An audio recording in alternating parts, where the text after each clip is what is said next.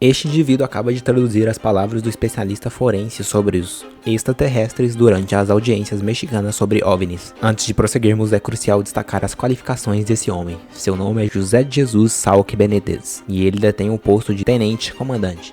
Possui um mestrado em medicina forense pela Escola Militar de Saúde e formação pelo Exército Mexicano com especialização em segurança nacional e inteligência, obtido no renomado Instituto Nacional de Administração Pública. Além disso, ele possui um diploma em medicina aeroespacial concedido pela Força Aérea Mexicana sob o Ministério de Defesa Nacional e um diploma de antropologia forense da famosa Escola Nacional de Antropologia e História. Adicionalmente, ele possui um diploma em medicina aeroespacial da Direção-Geral de Saúde Militar do Ministério de Defesa Nacional. Além de seu serviço militar, ele também atua como professor adjunto na Escola Nacional de Antropologia e História e na Universidade de Londres. Ele comunicou o seguinte: é com grande honra que compartilho neste momento, neste importante fórum, os resultados das minhas análises, resultantes do estudo da anatomia desses corpos não humanos. Como médico forense, trabalhei em conjunto com o biólogo José de la Cruz Rios, e nossas conclusões são baseadas em diversas evidências científicas, incluindo radiografias, tomografias computarizadas, reconstruções tridimensionais, análises macroscópicas e microscópicas, histologia, datação de carbono 14, antropologia forense, anatomia comparativa e análise de DNA, que é a evidência mais convincente nas ciências forenses para estudos comparativos. Posso afirmar categoricamente que esses corpos não têm qualquer relação com os seres humanos.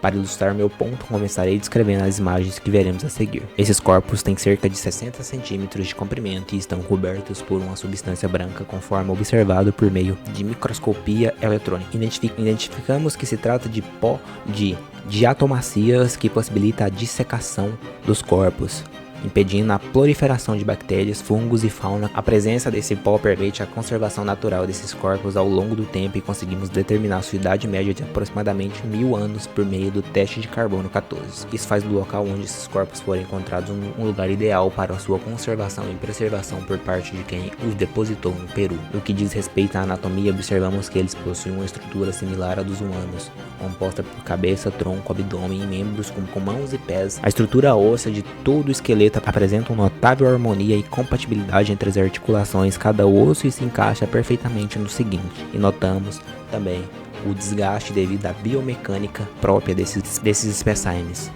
São ossos robustos, mas ao mesmo tempo leves e resistentes, assemelhando-se aos ossos de aves.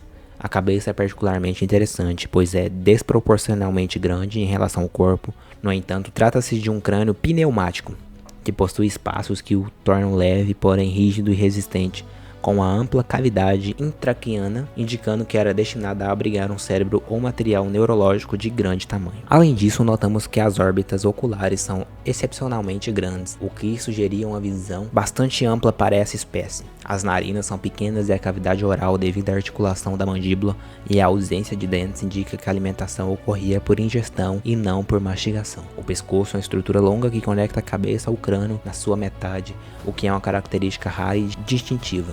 Não ocorre em espécies de primatas, porque a conexão ocorre na parte posterior, através do foramen magnum, e não no meio, como é geralmente circular ou oval, sendo algo singular, uma vez que nessas espécies essa conexão é retangular e cúbica em formato. Isso está de acordo com os 4 ou 5 vértebras cervicais, que são finas em termos de ossadura, mas têm discos intervertebrais bastante largos, permitindo que o pescoço seja retrátil, semelhante ao das tartarugas. Na região torácica, encontramos uma estrutura muito semelhante à das aves, o que permite que as articulações dos ombros continuem e tenham grande capacidade de mobilidade. Observamos também que as costelas são completas e contínuas, mantendo sua forma singular até se conectarem com a coluna vértebra, com um espaço mínimo entre elas, geralmente variando de 14 a 16 costelas. No abdômen, conseguimos evidenciar a presença de 3 ovos graças à tomografia. Esses ovos, visualizados em detalhes milimétricos, indicam a existência de ovidudos com ovos também milimétricos. Isso implica que esses seres estavam passando por um processo constante de gestação. Além disso, essa evidência confirma que esses ovos são biológicos e orgânicos, uma vez que seria impossível falsificar o processo de replicação ou reprodução através desses ovos e sua subsequente desenvolvimento nos ovidudos. Por meio da tomografia também conseguimos identificar marcas de músculos, tendões, ligamentos e vasos sanguíneos bem como órgãos e organelas que precisariam ser estudados em estudos subsequentes.